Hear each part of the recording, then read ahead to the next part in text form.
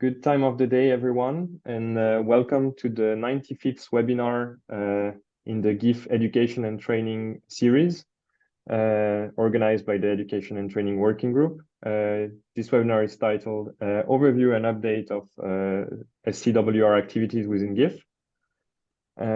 I'll start by a few housekeeping slides. So on the next slides, so you can listen through your computer using the use computer audio option and check that your speakers or headphones are not muted. If you have any technical difficulties, please refer to the Zoom webinar support webpage that is indicated here. There will be a question and answer session at the end of this webinar, but you can ask your questions during the webinar using the Q&A pane on your screen, and I'll show you where it is. So you can, at the bottom of your screen, you have the Q&A sign, and you can click on it, and then you will have a pop-up where you can type your message and send your question, and the panelist will see it, and we will answer it at the end. So on the next slide, so it is Dr. Patricia Pavier, who is the chair of the GIF Education and Training Working Group, who will introduce our speaker. She is the National Technical Director of the Molten Salt Reactor Program for the US Department of Energy at the Office of Nuclear Energy. And she has been instrumental in establishing and driving the present series of webinars and keeps it flourishing with her energy and enthusiasm that she puts in it. Dr. Pavier will facilitate this webinar and the follow-up Q&A session. I let her now introduce our main speaker for today. Thank you so much, Alexei. Good morning, good evening, good afternoon, everyone. I'm happy to have Mr. Armando Nava-Dominguez with us from the Canadian Nuclear Laboratories in Canada. He has a bachelor's degree in energy engineering, specialized in nuclear thermal hydraulics, and a master's degree in nuclear thermal hydraulics. He joined CNL in 2005 as a thermal hydraulics analyst, specializing in code development and validation of the subchannel code Assert PV. In 2011, he then joined the Canadian supercritical water reactors team as part of the Gen 4 International Forum program. He is the Canadian member and co-chair of the SCWR, Thermohydraulics and Safety, under GIF. He's also the chairman of the System Steering Committee for this SCWR under GIF. At CNL, he is the technical and project lead of the SCWR Gen 4 project and head of the Advanced Reactor Technology section. In addition, he has 5 years of experience in the private sector, conducting deterministic and probabilistic safety analysis of nuclear power plants. So allow me to welcome Armando. Thank you so much, Armando, for volunteering to give this webinar. It's really greatly appreciated. And I give you the floor. Thank you very much. Thank you, Patricia, and welcome everybody. Bonjour tout le monde. Buenos días, buenas tardes. Good day, everybody. Today, I'm very happy to present to the SCWR, the supercritical water reactor Gen 4 concept. This is, for me, one of the most interesting projects that I have been working probably for the last 10 years. I would like to mention why it's so important and the advantages that exist under this technology. I want also to debunk some of the ideas that are associated with this technology. I will start giving why SCWR, why it was selected as one of the Gen 4 and why we like this technology. I want to give you also some of the importance of the supercritical fluids in the power industry. I have been hearing in different meetings, in different conferences that supercritical fluids, it will never happen. The pressure is too high. I want to debunk that theory because supercritical fluids have been used in the industry for probably 7 decades, even in the power industry. I want to give you a quick tour of the previous SCWR concepts. These concepts were also proposed in the 1960s, and they continue evolving. And I want to give you an idea of how things have been changing, but the idea is the same of using supercritical fluids to increase the thermodynamic efficiency. Then I will give you the R&D activities and collaboration that exist today that are supporting this technology, that are supporting the Generation 4 International Forum. I want to also give you some of the knowledge gaps that still exist in this technology. We have been working for several years, but there is still some knowledge gaps that we need to close. I want to give you the advantages and disadvantages of this technology. Of course, there is always a trade-off. Nothing is perfect. We have to weigh the advantages and disadvantages.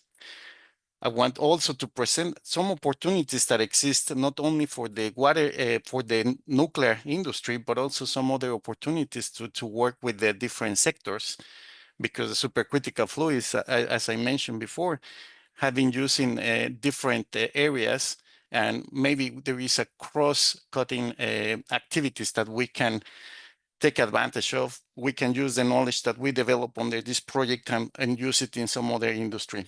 And finally, we'll have a period of questions, Q&A. Please, I'm not an expert in everything. There is a lot of information here. If I don't have an answer for you right now, please send me an email, and I will try to find out the right person that can answer your question.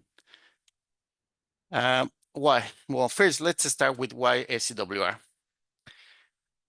I found in a very interesting paper that is available now in the internet, and the link is just here in Documents 1 World Bank. What is critical about supercritical? And this is what Ingo Paul said. There is nothing critical about supercritical.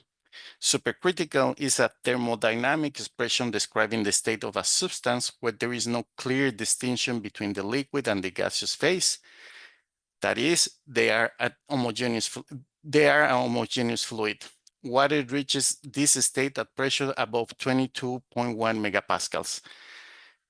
That means at certain level, the water starts behaving at 22.1 megapascals, and there is also an associated temperature, called the critical temperature, where there is no distinction between liquid and gas. The pressure is so high that there is no surface tension between the fluids and basically behaves like a homogeneous fluid. However, even at that pressure, we have already basically the majority of the fossil fire plants that exist right now, they operate at these conditions. Why? Because it allows you to run the system at much higher temperatures without boiling, and that will increase the thermodynamic efficiency. Professor Oka from Japan put it in his book. Increasing thermal efficiency is effective in reducing capital costs and the volume spent fuel and radioactive waste per generated watt of electricity. This is very important. When you build a nuclear reactor, you have to think about, or designing, not just building, designing a nuclear reactor. You have to think about all the needs and constraints. And basically, like several books states, we have 3 different areas of constraints: performance, safety, and economics. You have to try to cover these 3 areas. Increasing the thermodynamic efficiency, it will help you with the cost. Why? You can produce more with less fuel. Second, you will generate less spent fuel or less waste. This is very important. That is one of the reasons that the fossil fire plants, like we can see here in figure 4, when they started operating, they were subcritical, and little by little, they were start to improving the thermal efficiency by going supercritical. And this is an important thing. Going supercritical, it will allow you to increase the thermodynamic efficiency of the plant. And this is not a thing that we have to dismiss. This is a very important thing. Plants, they want to have a good efficiency in the plant. You don't want to throw money just, how can I say, converting energy. In the end, what it drives the plant is that you have a good, you can save the in cost of the plant, and you can pay back all the costs associated with the construction of the plant. right now, like as I mentioned before, the technology is already used in the power sector, especially in the fossil fire plants. The number of supercritical fossil fire plants worldwide is larger than that of nuclear power plants. And also there is something important that I want to note is that the SCWR is the only water-cooled reactor selected by Generation 4 International Forum. And this is very important. Why? Because right now, the majority of commercial nuclear power plants are subcritical water-cooled reactors. But there is still water-cooled reactors. And what I'm trying to say here is that the supercritical water reactor is still a water-cooled reactor. Then there is a continuity between the current fleet that has water reactors but operating at subcritical pressures to the supercritical conditions.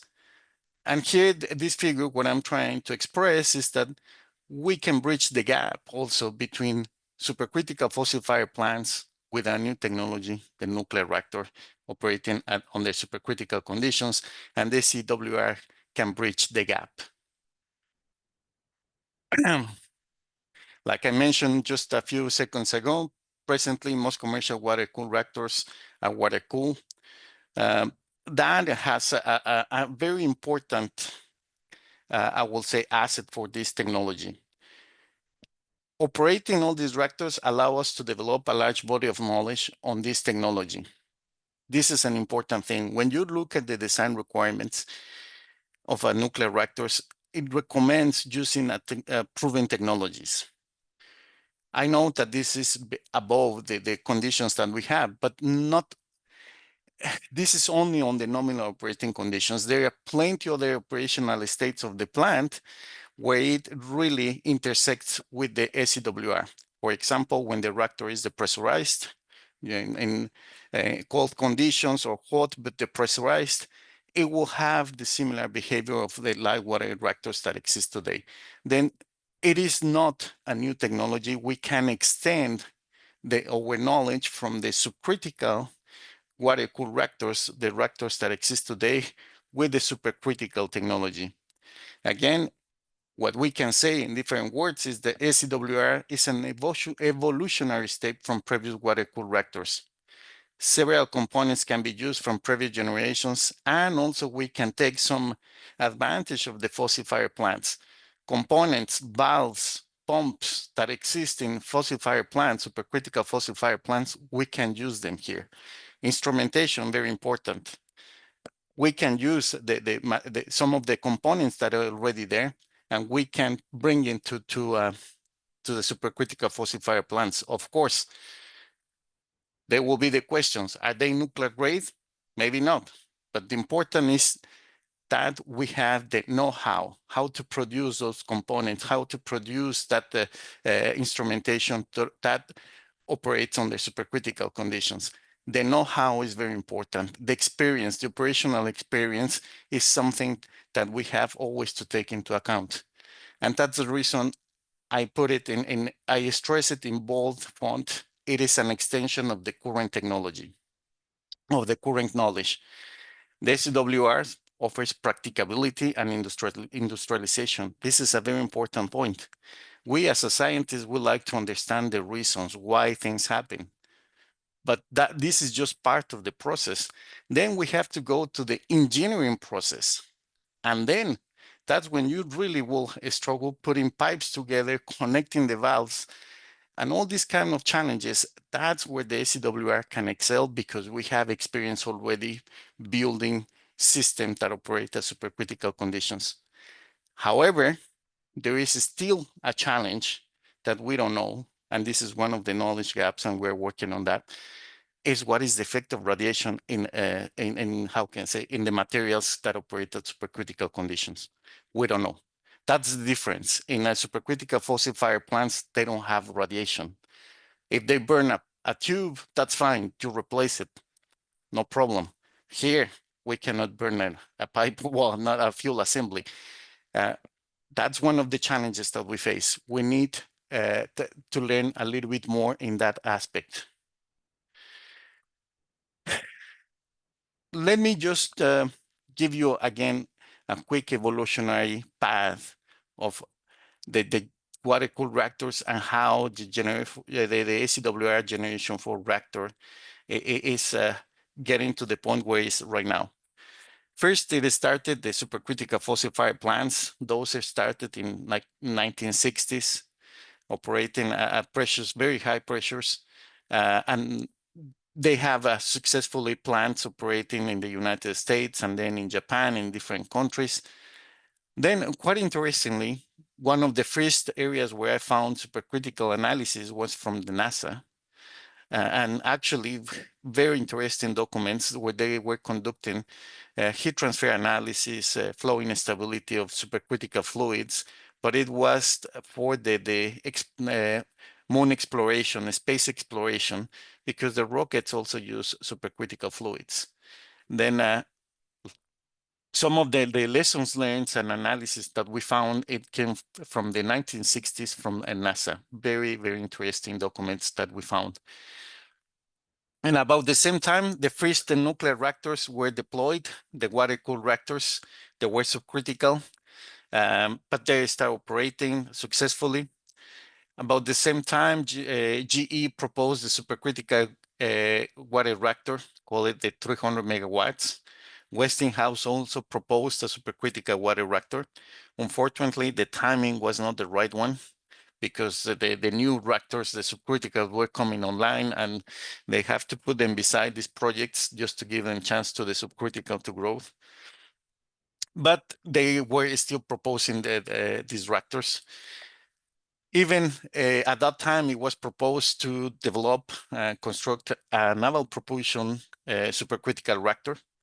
That was also an old concept, but it still existed, and the idea was the same. Then in Russia, they constructed the Beloyarsk nuclear power plant, and that actually worked for 12 years. It was not supercritical, but operated at superheated steam at 500 degrees Celsius, quite elevated temperature for a water-cooled reactor. This plant will give us some interesting results in terms of materials degradation at high temperature. Then, like around the 1980s, 1990s, in Japan, Professor Oka started working in a super light water reactor and super fast reactors. That is a version of generation 4 supercritical water reactors. Basically, they start paving the road for the new concepts. In Europe, Professor Schulenberg started working with the high performance light water reactor. That was basically a project on the European Union to develop this type of technology. In Canada, we start working on the Canadian supercritical water reactor. For years, we had already the CANDU X or CANDU supercritical or CANDU SCWR. And then China joined, and they developed the concept, the CSR 1000. And finally, in around 2019, the group, the European Union, the contributors or the members of the GIF decided to prepare a proposal together and submit it on the Horizon 2020 platform in the European Union. And we were very lucky because the project was granted, and we have been working together for, I will say, at least 3 years. And with that, we start developing the European concept, the ECC Smart. In Canada, we developed the Canadian supercritical water SMR, and China developed the CSR 150. And like I mentioned before, let me give you again a quick brief history. In around 1915 and 1960s, the first supercritical fossil fire plants start working. As you can see, in Philo and Eddystone in the United States, they build 31 megapascals. That is quite elevated. Supercritical fossil fire plants. The first BWR and PWR, it was Dresden Unit 1. It was subcritical in 1960s. Shipping port, it was also a subcritical.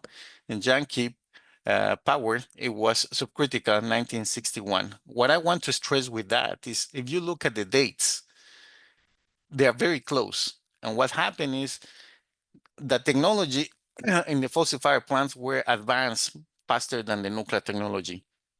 we were building the first PWRs and BWRs in the 1960s when the sorry, when the supercritical fossil fire plants were already operating. That had a significant impact on the development of the SCWR. Why? I was reading the GE document about of the 300 megawatts. Subcriticals that were coming online when they were designing the supercritical, it was not the best time to do it. Why? Because they were just operating the new subcritical power plants, and they were safe, and they were proven that it can work. And once you, how can I say, build a nuclear power plant, it will run for multiple decades. The first SCWR concepts, the GE, like I mentioned, in 1959, it was not constructed, only just documents exist today of the design. Westinghouse Atomic Power Department also designed one. There is a very interesting document that is already available here, the supercritical pressure power reactors by Macher, I think, Marchater, where you can find it very interesting. It described the different supercritical reactors that were proposed in the 1960s, 1950s. And what I want to mention with that is that once you build a nuclear reactor, it will stay there for several decades. And for example, the oldest nuclear power plant that still continues to operate is Pesnau 1, that started producing power in 1969. That means, if assuming it's 1970s, there is already like 50 years of operation. When you start a nuclear power plant, you cannot change it. You cannot go from subcritical to supercritical. The process, the licensing is so stringent that you have to keep it running. Then that has a positive effect because you can continue operating the power plant, but also has the disadvantage that now you cannot evolve that technology very fast. That's one of the reasons the nuclear industry moves slower than the other type of technologies.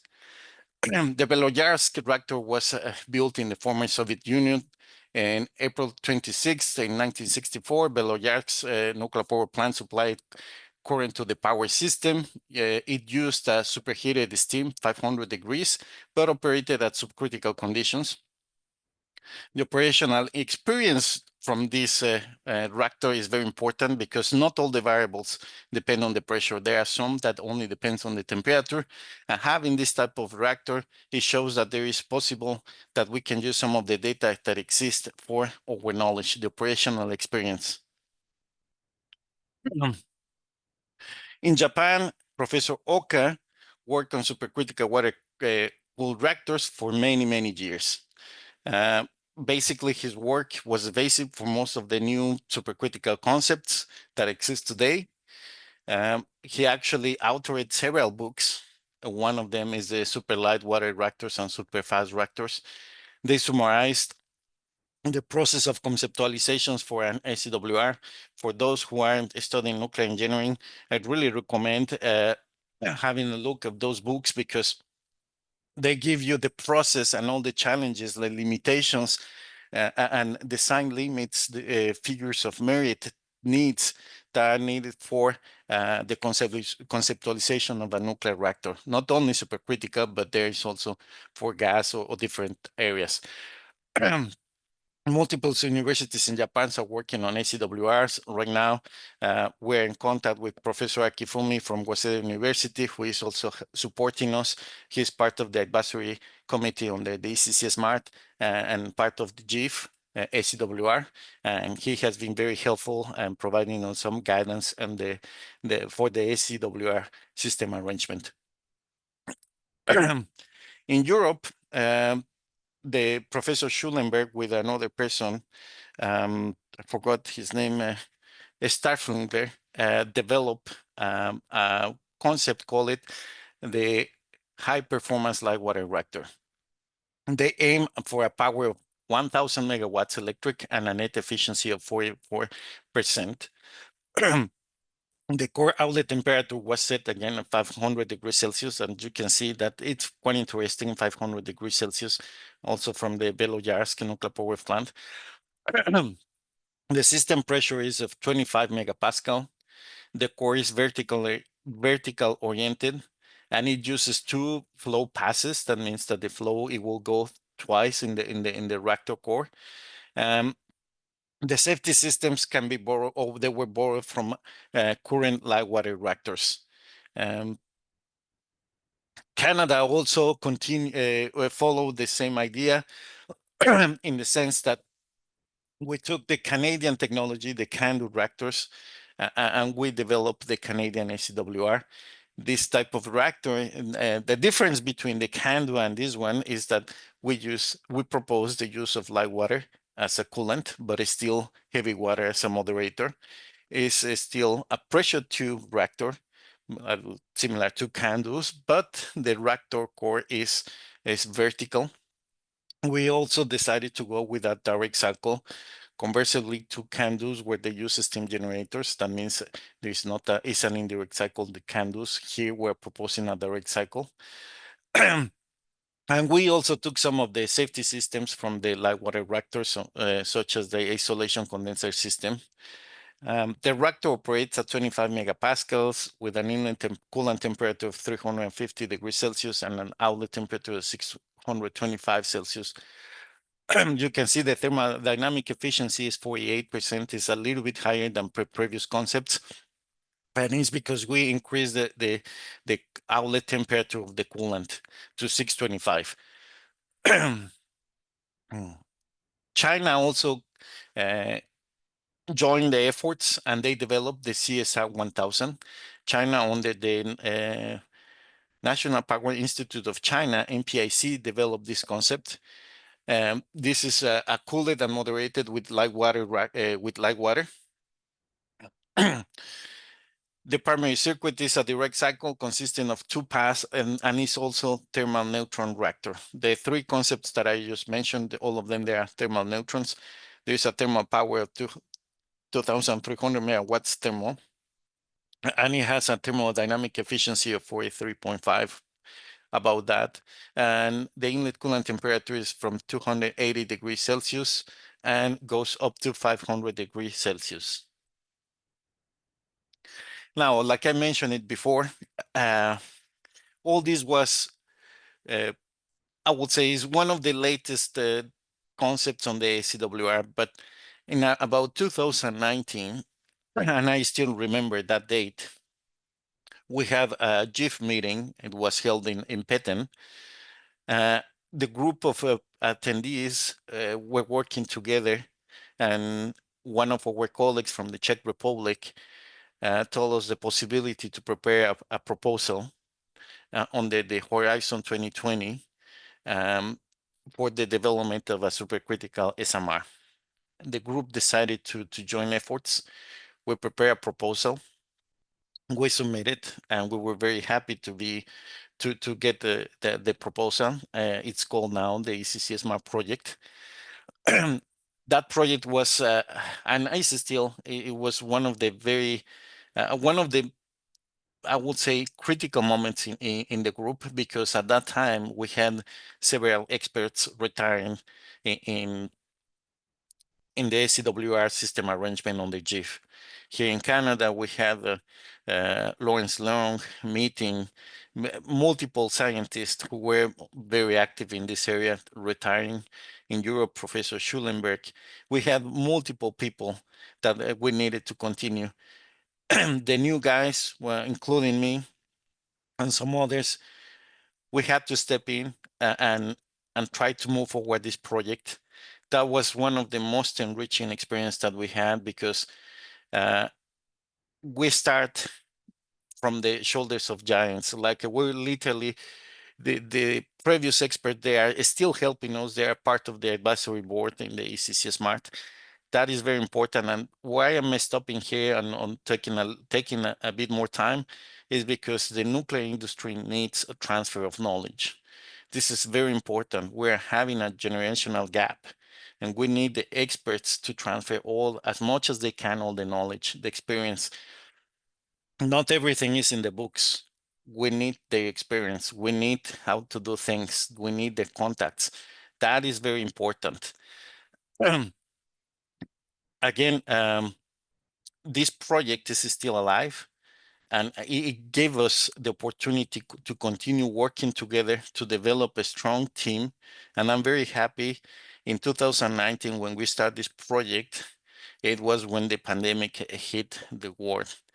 It was very challenging to work everything remotely. It took us some time to adapt of working virtually, waking up in the middle of the night for some countries to take the meetings, to discuss points, even organizing a conference, online conference. It was very challenging, but we managed to do it, and I'm very happy for that. And I want to thank all the coordinators from the Czech Republic, Monica, Eliška, and Michaela, who are putting together this project. Very, very important for the life of the SCWR.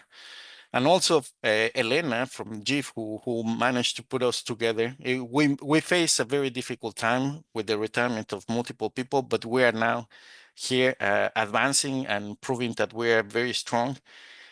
And the team is stronger than ever, despite the different barriers that we face, like time zones, languages, cultural differences.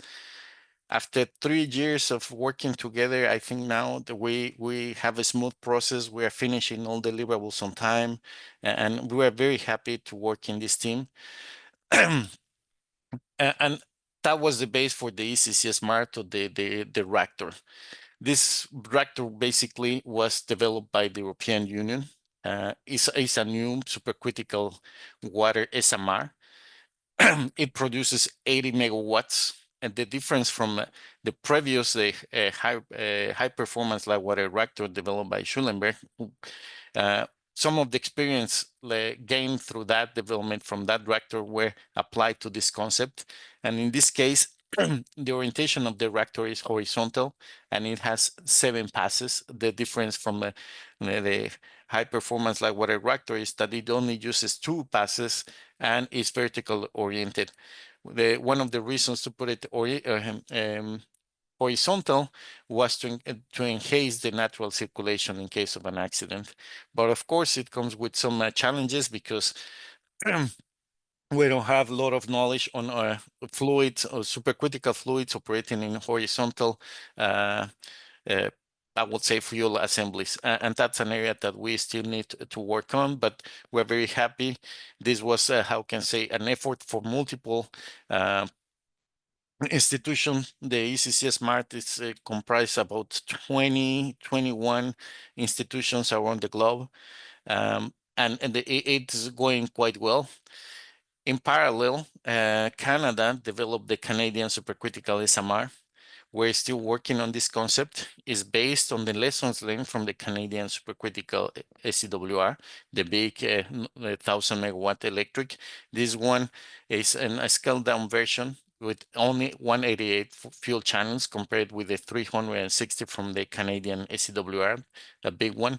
We reduced the length of the core to 4 meters instead of 5.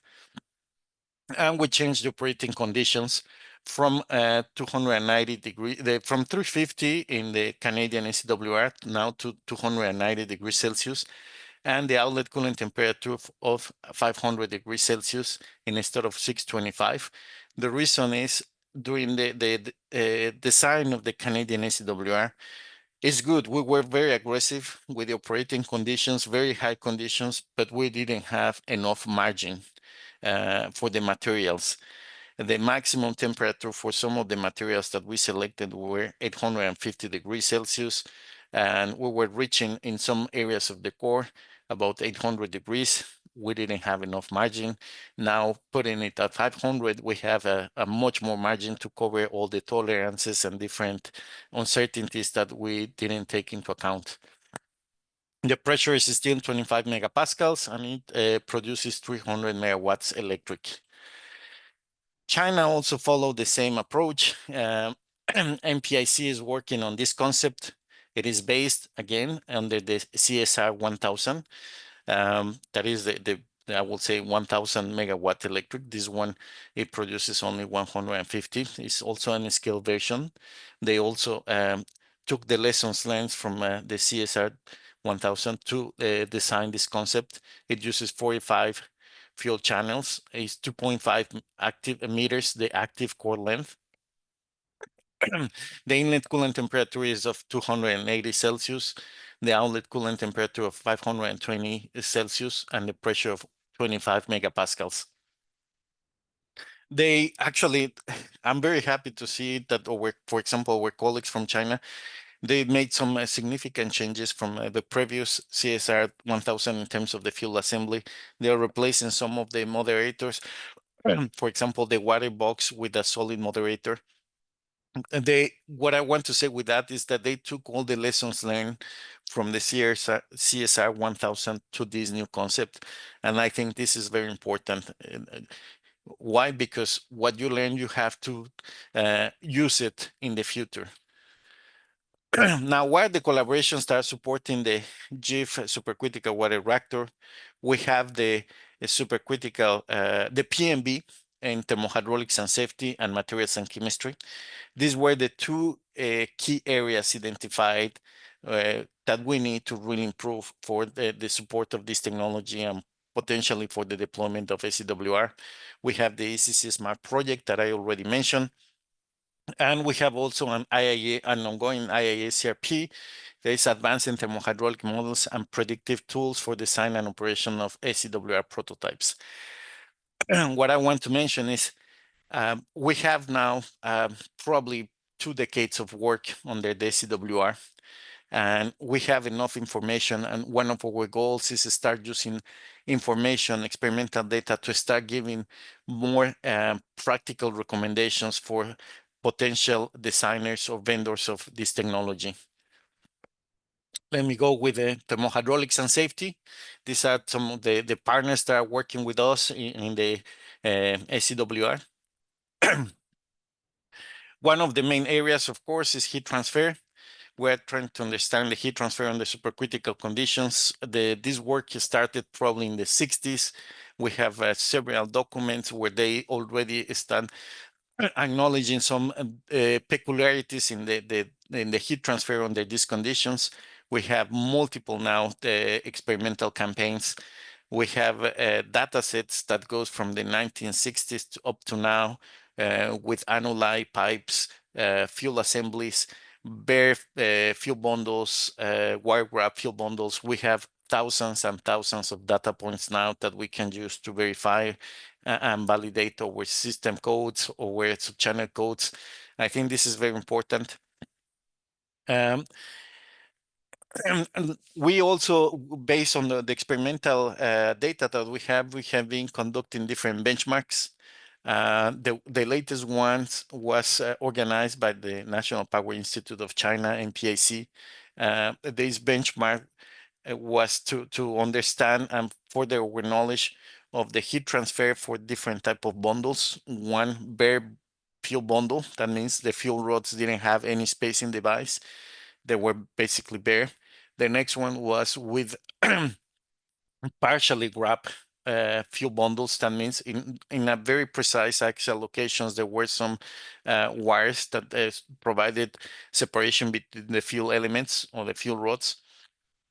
And finally, we had completely wire wrap fuel assemblies. We participate in that benchmark, several institutions. And on top of that, we have flow instability of 2 parallel channels. That's also very important for the SCWR. That benchmark was concluded a few months ago, or probably a year ago. Very interesting. Multiple institutions participating in this benchmark, and now the deliverable is completed under the ECC Smart project. We have all these heat transfer data sets, and there is now multiple correlations and model development to improve the models that we have. This is an area that we have been discussing with multiple professors, including me, is we need really now to discuss the correlation and model development. We have probably more than 200 and 250 correlations of heat transfer under supercritical conditions. However, we recognize that not all the correlations are suitable. Some of them, they're basically just fitting data points. This is an area that we have to be very careful. Correlation is not only fitting data points. We need to give some scientific basis for proposing correlations. We still need to work on CHF near the critical point that is needed for the startup and shutdown of SCWRs. When you start the nuclear reactor, you may go, because before you get to the before you go to the supercritical fluid conditions, you have to start with subcritical conditions, and at some point you may reach CHF. That is a condition that, how can I say, is the limiting condition for light water reactors. We have to be careful in that. We need more data of CHF near the critical point. This is very important. We have colleagues from the United States that they are performing this type of experiments. I think this is a very interesting point, and I hope we can continue extending that. The latest work, it came from KIT. I'm very happy to see the results from our colleagues, KIT, Ivan and Fabian, who perform experiments with a free-on loop. One of the areas that we are trying to understand is what is the effect of the surface finishing on heat transfer. The majority of the experiments or data sets that we have is for smooth pipes or smooth surfaces.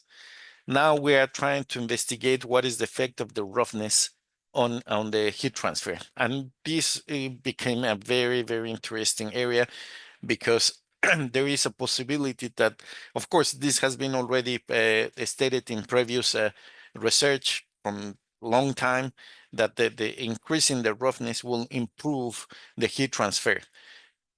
But there is very little information on the supercritical conditions. And now with this work, we're seeing that it is possible to delay the heat transfer deterioration that happens on the supercritical conditions by increasing the roughness of the surface. This is very interesting. This happens here when we can see this is the temperature. When there is no roughness, you reach very high temperatures, but for a rough pipe, the temperature stays below a limit, and that could help us to designing a better fuel elements or better fuel assemblies. The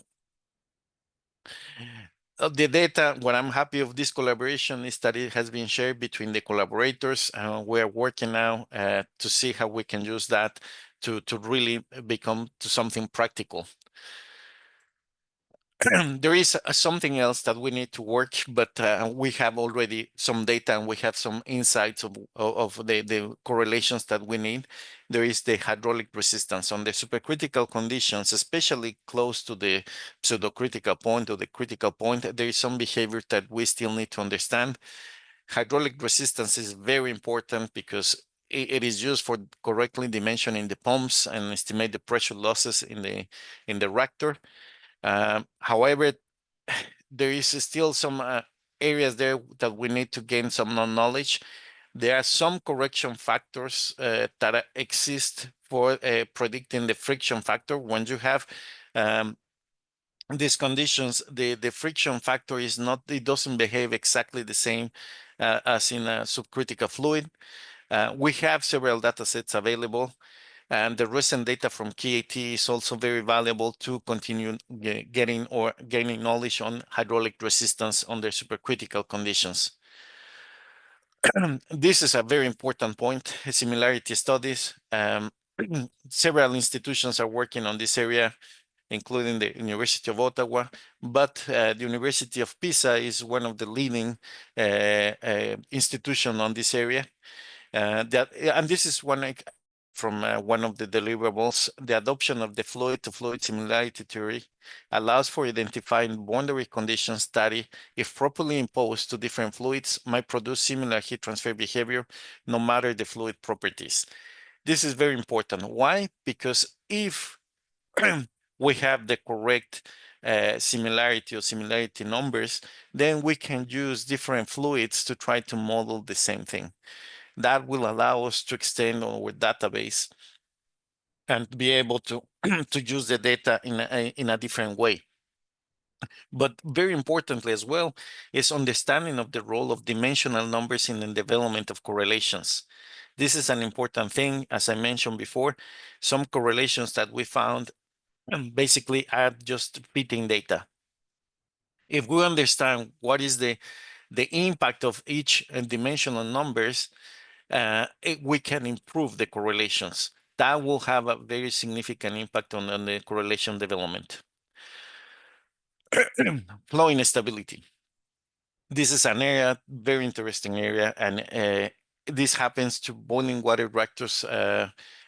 It's similar to SCWRs. The reactor core, the fluid, the coolant experience a drastic change of properties along the core, changing from, for example, BWRs from liquid to gas. And here in supercritical conditions, like we call it liquid-like phase to gas-like phase, when there is a change of the density of the coolant across the reactor, that makes the reactor, it could make it unstable. There is some ways to actually, if you increase the resistance and the inlet, you can control the instability. However, we need to gain some knowledge on where or what are the conditions that could trigger the flow instability. For that, we need to perform experiments. And again, the National Power Institute of China was very helpful by conducting flow instabilities experiments using a twin channel, parallel channels, where they conduct experiments to identify the onset of the instability. In the benchmark that we mentioned a few slides ago, we could see that, how can I say, we have this case of instability. One of the experience shows that not all the codes were able to capture that instability. We still need to work on that area. Some codes were able to capture the instability, but the onset when it started occurring was not correct, and the amplitude was also not correct. Then we need still to do some work. Very interesting, not an easy work, but it's an area of R&D that is still ongoing. And here again, on the DCC Smart, we had that international benchmark, and the results were already summarized and reported in a public document. Surface finishing, again, I was mentioning, we're studying the effect of the surface finishing. We went a little bit ahead, and CNL, one of my colleagues, Chuck, and my colleagues from materials, very helpful from Nate. We took some of the coupons that we're studying for cladding candidates for the SCWRs that were exposed to supercritical conditions, and they developed some oxide layer.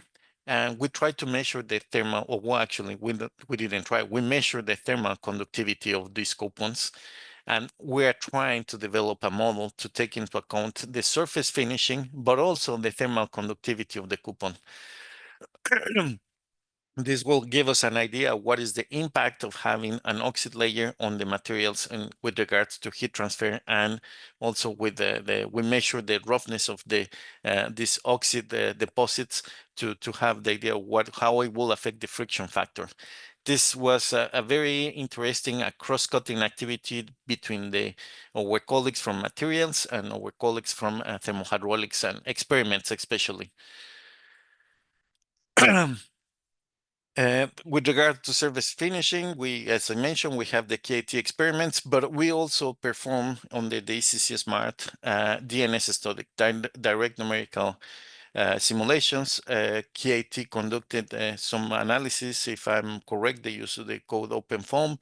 The University of Sheffield, they have the code ChapSIMS, where they're developing DNS analysis, and Carleton University, working here with Professor Jaras, also help us and perform DNS analysis for supercritical fluids. Direct numerical simulations offers a good opportunity to complement experiments by providing detailed information on flow and thermal fields. This improves our understanding of the physics, even though simulations are currently limited to low Reynolds numbers.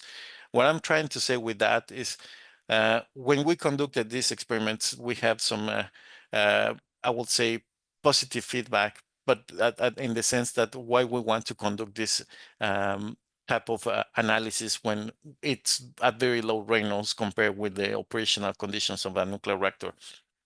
One of the answers is, with this type of analysis, we can see things that experiments will not be able to see. And this is very important to study what is the effect of the boundary layer. This is extremely important because we don't have, the experiments will not give us that kind of details. And it's important to continue moving forward this technology. I'm not saying SCWR, but DNS and CFD. In safety analysis, we also conducted for the different concepts. We have for example, for all the concepts that I explained in the previous slides, we use some of the components of the safety systems. We borrow it from the current light water reactors. We conducted different scenarios designed by these accidents. We have LOCA, a hot leg, cold leg. We have loss of feed water accident. We have a station blackout. And one of the countries that I'm very happy to see that they are pushing and moving forward is Japan. Japan actually sent me a very interesting Professor Akifumi, one of the slides that he is presenting, very interesting, where they are trying to use this SCWR as a platform to continue moving forward the light water reactors. And when you see, one of the things that he's mentioning is the technical continuity. I think this is very important. We continue with the light water reactors. We are moving, extending the knowledge to supercritical water reactors. We use all that knowledge and proven technology to extend it to supercritical conditions, and we improve what we know by innovative safety analysis management or severe accident management. This is very important. We should use the experience that we have from previous concepts, combine it with other sectors to develop a new concept or a new type of reactor, an improved reactor. And now let me go to materials and chemistry. This is another area that is very important. And it was identified one of the key areas for the development of SCWR. One of the things that we're bringing to the table from the SCWR, the ECC-SMART project, was a structural and materials workshop for Gen 4 SMR concepts. It was very nice, very well organized by my colleague from Spain, Alberto. He set up with the ECC-SMART a workshop in CIEMAT, Spain. And it brought together a lot of scientists from different parts of the world, especially educational students, that we were able to discuss with some experts about the challenges that exist for Generation 4 concepts with regards to materials. One of the areas that we have for the SCWR in terms of materials and chemistry, the areas that we're investigating is oxidation. One of the areas, most important thing that we need to do for this SCWR is to identify a suitable cladding candidate. The cladding is the component that covers the nuclear fuel, that encapsulate basically the nuclear fuel. And it's very important because it has to have different properties. One, to sustain the challenging operating conditions of the fluid. That means very high temperatures, very high pressure. It has to be neutron, a low neutron absorption and withstand corrosion. It's not an easy thing to find or identify a cladding candidate. We have been working on this for several years. We use autoclaves to perform this type of experiments. We already completed 2 international round-robin tests, and there are already published articles on that. We already narrowed down from several different cladding candidates to just a few ones. Under this ECC-SMART, we're testing alloy 800H, stainless steel, and aluminum forming alloy, AFA. And here at CNL, we also tried the chromium-coated zircaloy. I would say one of the institutions that is doing an amazing job on this one is from Zhejiang University, Professor Lefu, who is doing an amazing work on this area. He has been working with us for several years, probably decades. One of the, I would say, oldest members in SCWR, and he has an amazing equipment in his university. We're at performing oxide growth experiments. We have a large data bank. We have now available a large data bank, and now we're running experiments up to 7,000 hours. We're exposing the coupons, and if I'm right, some of them are already finished. We're processing all the data to improve the model of oxide growth. Again, Professor Lefu proposed a harmonization process for carrying out experiments. Based on the experience of the two round robin tests, we learned that we need to have a procedure that is harmonized between all the members. And the reason is, even if we run at the same conditions with similar autoclaves and with the same material, we get different results. And where I'm talking is not something that we can explain. That was some of the lessons learned, and what we decided is to harmonize all the procedures. And I think this is very important, not only for SCWR, but for multiple technologies. We need to know and how to harmonize to make sure that we can reproduce the results. We need this information as part of the design limits. What is the maximum thickness or the maximum weight loss of the material? There is actually one of the big experts in this area, Professor David Cusonas. He published a book on materials and chemistry for supercritical water reactors. Right now is one of the bases for us to continue working on that. And we are actually right now organizing the third international round robin test, and it will be discussed in our next meeting in January.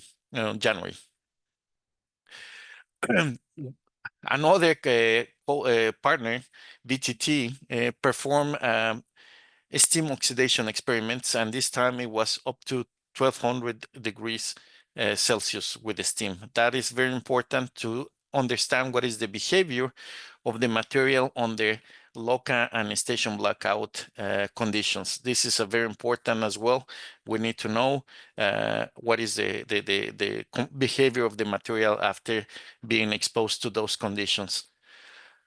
And of course, one of these, the most important, is what is the effect of radiation on the material.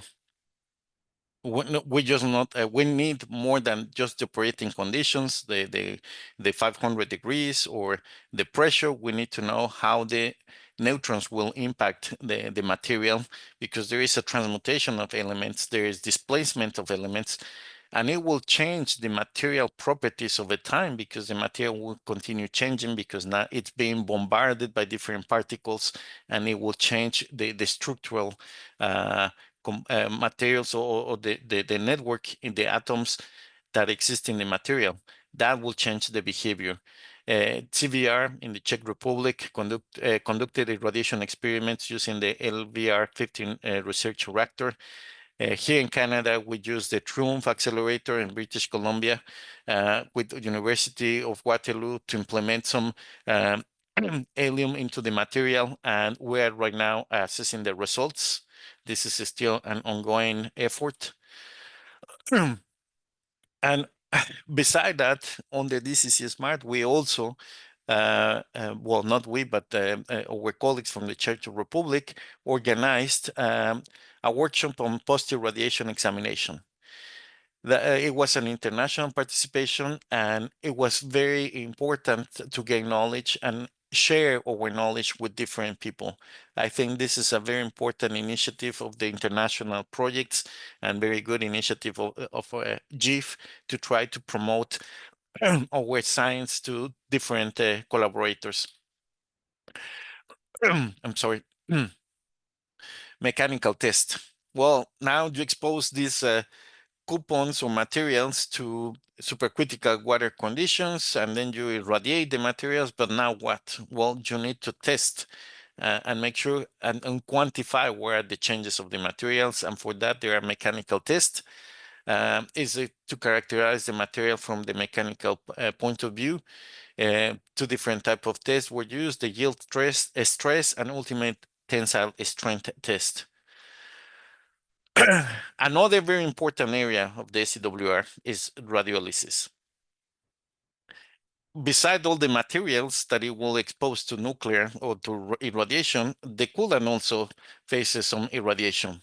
And what happens, water radiolysis is the breakdown of water into its constituent parts by ionizing radiation. What happens is now you change also, you create some new species in the water that need to be removed because they can contribute to the corrosion of the material.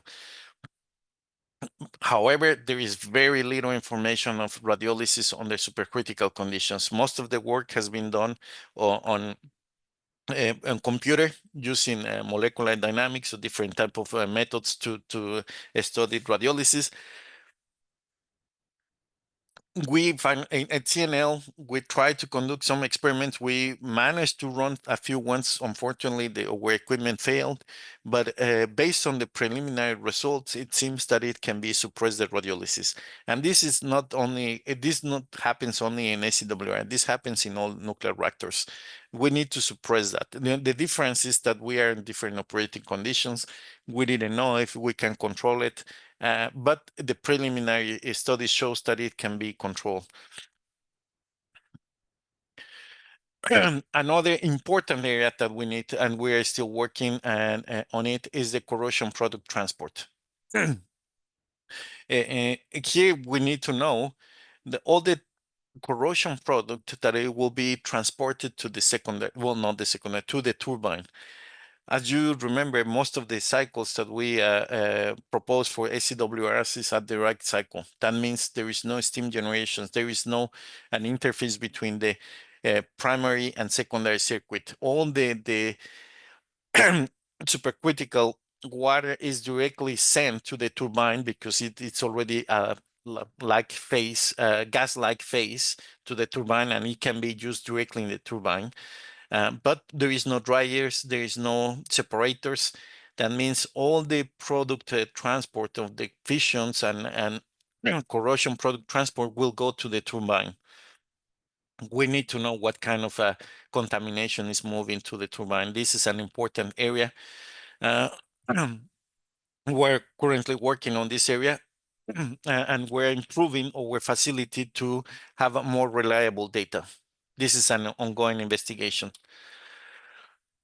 Of course, there is also the reactor physics. This is not only, we finished with the thermohydraulics and safety, now we're in materials and chemistry, and now we're on the reactor physics.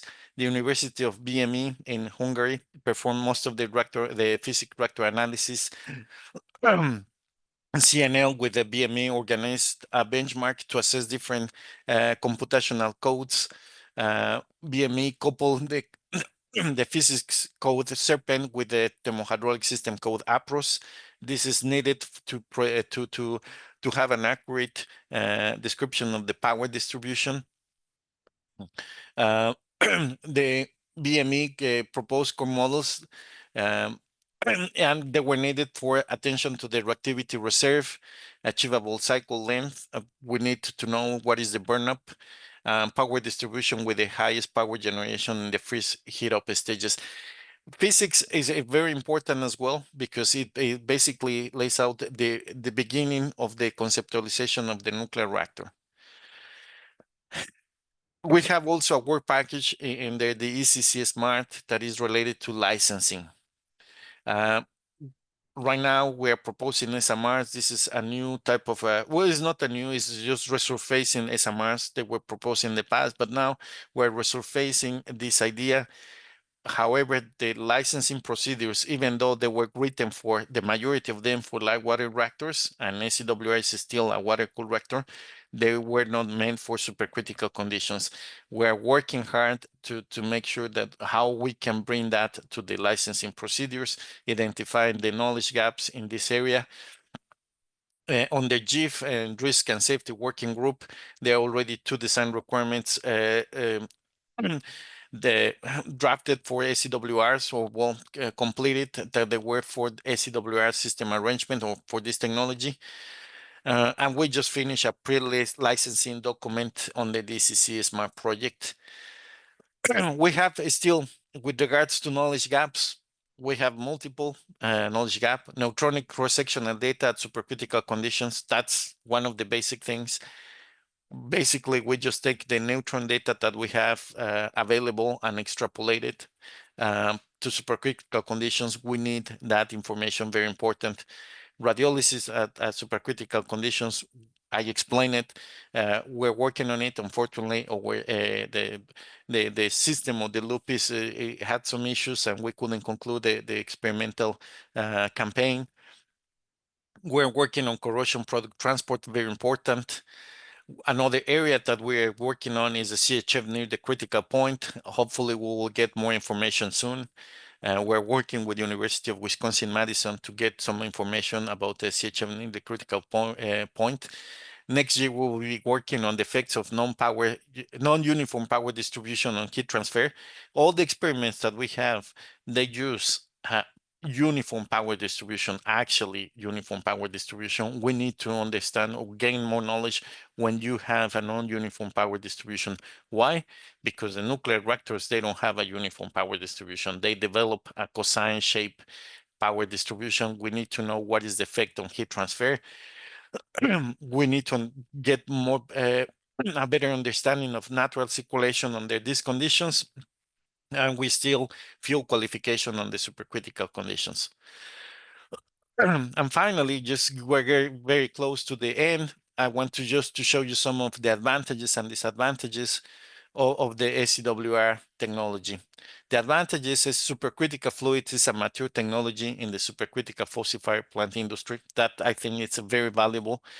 You have people that operators that know how to deal with supercritical fluids. We have a mature supply chain that can be revamped to nuclear grade components, but it's already in place.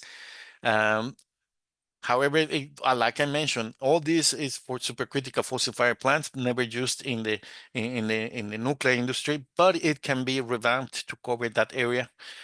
Water-cooled reactors represent most of the commercial nuclear power plants. Again, probably more than 99% of nuclear reactors in the world are water-cooled. The SCWR is still a water-cooled, but operates at supercritical conditions.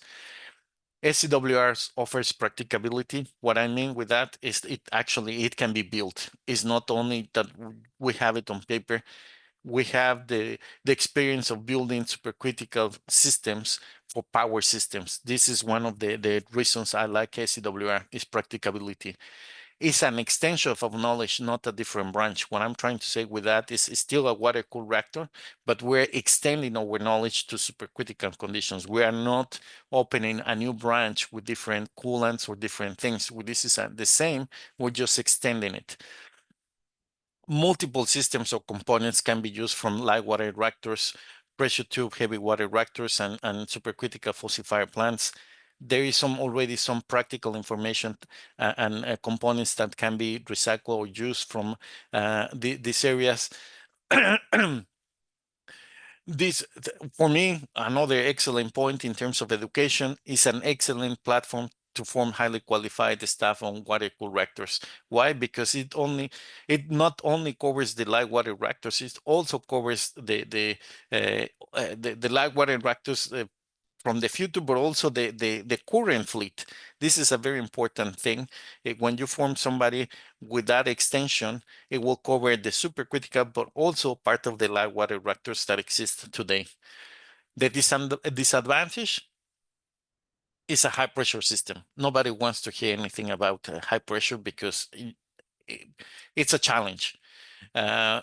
There is another big challenge. Supercritical term can be misleading. The word critical has several connotations. Again, critical can be in terms of neutronic, if the reactor is critical, supercritical, subcritical, but there is also the critical, heat critical, heat flux.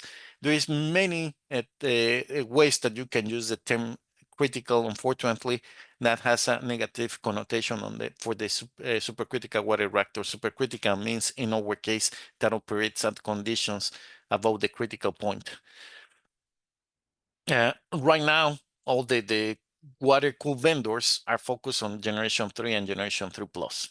They are really still closing some knowledge gaps with the current reactors. They are not really focused on generation 4. Generation 4 is after the generation 3 reactors are built. However, there is a quite interesting point, and there is some companies that they start studying the supercritical CO2. They realize the advantages of the supercritical fluids, and they are proposing now supercritical CO2 to be used in the nuclear power reactor. Another thing that we're facing right now, and all the big projects, they face what we call it hypermarketing. Right now, the non-water cooled reactors are facing this stage of hypermarketing, where they are really promoting a lot that technology and trying to put aside the water technology because of the accidents that we have, like Fukushima, and saying that the new reactors are safer. I think all the reactors, they have different challenges, different advantages, but we are there is no best or worst technology, in my opinion. Opportunities, cross-cutting activity with non-water cooled reactors. Why? Just a few, probably a year ago, I noticed that multiple non-water reactors, they are proposing supercritical fluids for the secondary circuit. The reason is you need to move the turbine. At the end of the day, you need to produce work. And in that case, it's electricity. You need to transform that heat into electricity. And to do that, you need a fluid to move the turbine. Most of the non-water cooled reactors, they use a different fluid that is not suitable for the turbine. They need a secondary circuit, and they are proposing supercritical fluids. The SCWR system arrangement can help to those different concepts. We have some knowledge that it can be used for them as to support that technology as well. We can work with other sectors, such as the oil and gas, to improve models. And the reason is a lot of data that we have, it doesn't come from the supercritical water reactor. The nuclear industry actually comes from the other sectors, like jet propulsion and oil and gas. We are paving the road for generation 4 water-cooled reactors, and we want to support the smooth transition of water-cooled reactor technologies. We want to go smooth from the subcritical to supercritical reactors. And the upcoming events, finally, we're getting close to the end. We are having the 11th International Symposium on Supercritical Water-Cooled Reactors will be held in Pisa. I want to thank Professor Walter Ambrosini, University of Pisa, for supporting this technology and for his time organizing this event. It has been a lot of work preparing all this, and I just want to thank him for his amazing work. And we get to the Q&A period. I want to ask everybody, why not with the SCWR? And I just want to finish with two quotes that I really love them. One is from Albert Einstein. In theory and practice are not the same. In practice, they are not. And this is very truth. When you think about scientists and engineers, scientists, we need to understand the why. And engineers, they need to build that. And this is when there is the difference. We have to really see that in theory and practice, they're supposed to be the same. The reality is not. And finally, the scientific mind does not aim at an immediate result. He does not expect that his advanced ideas will be readily taken up. His work is like that of a planter for the future. His duty is to lay foundation for those who are to come and point the way. Here, this is part of the SCWR. We're trying to pave the road for the designers to come and see, okay, there is an opportunity here. We want to use that knowledge to build a new nuclear reactor, a safer and more performance nuclear reactor. This is by Nikola Tesla. With that, I complete my webinar, my presentation. Thank you very much. Thank you. Thank you very much for this very in-depth and thorough presentation. Fascinating. I'll quickly just remind you before we start the Q&A question of the upcoming webinars by the Generation for International Forum Education and Training Working Group. So we have next, actually, it's early December. We will have an overview of the LFR activities within GIF. It's actually Dr. Mariano Tarantino who will be presenting, and then in January, we will have an overview and updates of the molten salt reactor activities within GIF by Jerry Kreppel from PSI in Switzerland. And in February, an overview of the very high temperature reactors activities within GIF by their Freedom from the USA, and I believe this will conclude the cycle of the updates on the 6 systems within GIF in February, and we'll continue with other topics for webinars later on. With that, I'll hand the floor to Patricia to moderate the Q&A session. Thank you very much. Very comprehensive webinar, Armando. Oh my gosh, a lot of information. So thank you so much. I see 2 questions for you at this time. The first one, and you feel free to open the Q&A box. I'm going to read it, but sometimes it's easier to have that under your eyes. So fired subcritical boilers are significantly different from the NSSS of proposed SCWR models, basically one through few tube coils heated from the outer side by fire. How this knowledge, which look close to PWR pressure vessel, implying very thick walls, can be extended to SCWR? Very, very good question. Actually, yes, they're right. I visited the boiler company that were producing boilers, and they operated at supercritical conditions. And yes, you're right. The flame is an exterior. It doesn't heat the same as a nuclear power plant.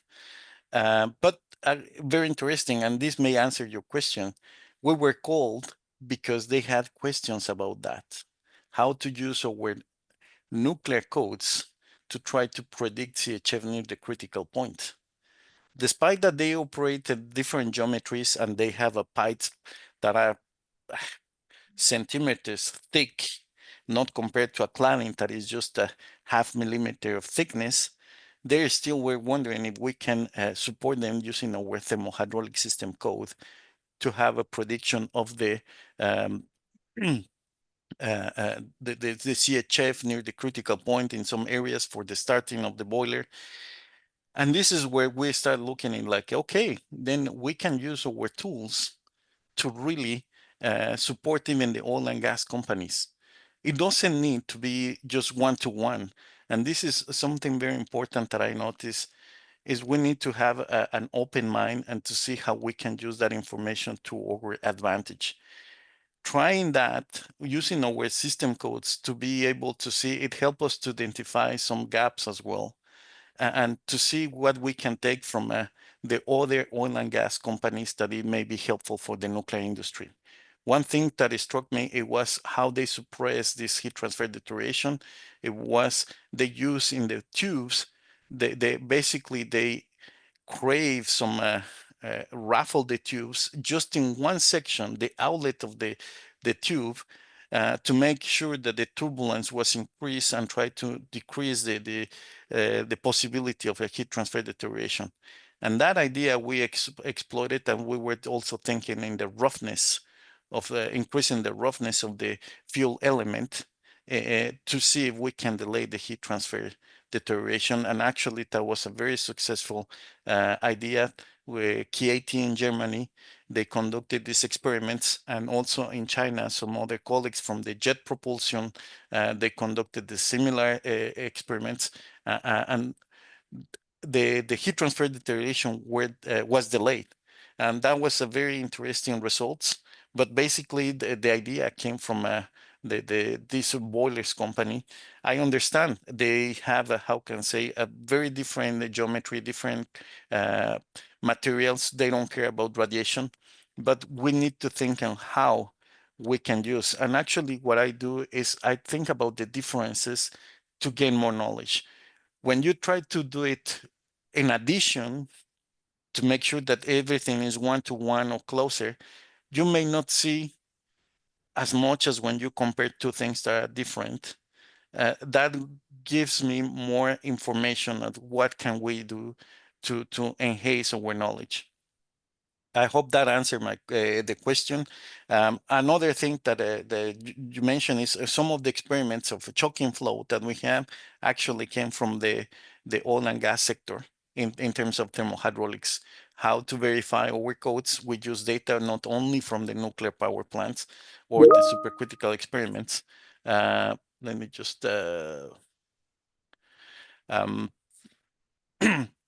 we need also to understand, we need to take advantage of the data that exists in another sectors. Sorry for that, I was distracted with that message. I hope I answered that question. Yes, thank you so much, Armando. Another question is fast neutron spectrum and closure of the fuel cycle still an objective for the latest SCWR designs? Yes, actually, in Japan, Professor Akifumi and Professor Oka, but mainly Professor Akifumi is working very hard on the faster reactor, supercritical fast reactor. I think this is how can I say, another opportunity, and this is one of the advantages that we have working with water-cooled reactors. It allows us to use different spectrum, thermal spectrum, mixed spectrum, and fast spectrum. Right now, we're suggesting or we're proposing basically most thermal spectrum because of the knowledge that we have with the majority of nuclear power plants. But I would like to extend it to fast spectrum nuclear supercritical reactors. I think that will help us like to close the loop. I think that will be very important. Unfortunately, we need more partners who could help us in that area. I think our colleagues from Russia and Japan, they are working on that. But right now, I don't have more information regarding that point. Okay, thank you, Armando. Another question. Thank you for the great presentation on these reactors that are often not talked about enough. Among the results and progress that you presented and other ones, which one that supports progress of the SCWR concept are you more excited about? To be honest, I think there is for me not a concept that I will say that is the most exciting, or for me, one of the main things of the SCWR system arrangement, it was the development of a team. In the end, the technology will change and will evolve. But for me, I think one of the biggest assets of the SCWR system arrangement, it was the development. A very important thing is human resources. We have a very important team, international team that is now working in harmony. And I think the concepts that the three different from this team, the Chinese, the ECC Smart, and the Canadian, I think all of them, they have their merits, advantages, and disadvantages. And I don't have a favorite right now, because I think we all did an amazing job and we're pushing forward. And some of them, they have better systems than others. In the end, what we need is to really focus on what we can do, get all the ideas from our previous knowledge from light water reactors, and try to exploit it to develop a future nuclear reactor and future supercritical water-cooled reactor. Thank you. We have two, I will say, comments. Thanks for the answer. So the two previous answers. So thank you. The question regarding the difference and similarity with fired supercritical boilers was also about the releasability of a 220 bars pressure vessel, which do not exist in nuclear power and firepower generation now. And it's not a question, but a remark. A superheated boiling reactor designed by the US Atomic Energy Commission was operated in Puerto Rico in the 60s. And it's parenthesis bonus reactor.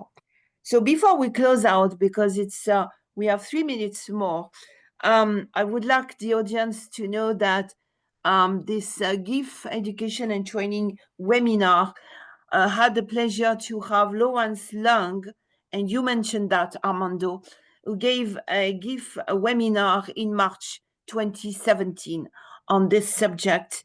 So I know it was very difficult for you and others. Well, and all these people left.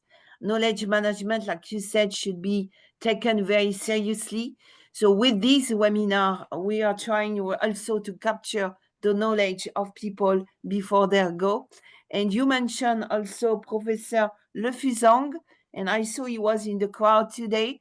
He also gave an excellent webinar in August 2023. So to conclude on that, Armando, I would like you to let us know what could have been different for the knowledge, the transfer of the knowledge before all these people retired. What could we do differently? Excellent question. I think that's something that I have been advocating for years, and what I believe that we should do is something similar that is done in the medical system. When you have a doctor who is already practicing, but also they have students that they work together. Yes. And I think that could be a way. And right now, unfortunately, we are so busy trying to tackle this generational gap that some of the newcomers or new guys, they're just doing work that we needed just to continue moving forward. Sure. But we need to work hand in hand with these persons, and we need a program, a base to support that. Otherwise, if we just continue trying to move forward without really passing all that information, it will be very exhausting for especially for the mid scientists who are trying they're basically like a sandwich. They're trying to pull the new generation of nuclear industry or engineers, and also trying to get all the knowledge from the people who are retiring. This will be very exhaustive for the people who are in the middle. And I can tell you that I'm experiencing that, trying to help both sides before my colleagues retire, to pick their brains, but at the same time to bring all the new guys. We need a platform. We need time to do that. And this is something that I'm very serious, because in the end, we need humans to be able to do that. And it will lose the expertise. It will be very challenging to continue with that, like really to move forward the generation forward of nuclear reactors. It will be done, but it will be more challenging. I agree. Yeah. Yes, I fully agree. A good succession plan and making sure that the newcomers are teaming up with the people who have the knowledge and may retire one day is very important. And I think it will be discussed in the future, because every field is experiencing that. So I'm concluding with the last comments. Many thanks for the presentations and the Q&A session. So thank you again, Armando, for volunteering to give this excellent presentation. Slides and the recorded webinar will be available on our GIF platform. We have also a YouTube channel, Education and Training Working Group, as well as a Bilibili in China, a channel for those who cannot access YouTube. Thank you again, Alexeyev, for organizing everything. I wish you all a very good day, a very good night. Our next webinar is on the 5th of December with LFR and Dr. Mariano Tarantino. So if you have time, we're happy to see you again. I wish you all a very good day, a very good evening. Thank you very much for your interest in Gen 4 reactor systems. Thank you, Patricia. Thank you, Alexei, and thank you, everybody. Thank you. Have a good day, everybody. See you at the next Goodbye. webinar. Bye. Thank you. Bye now.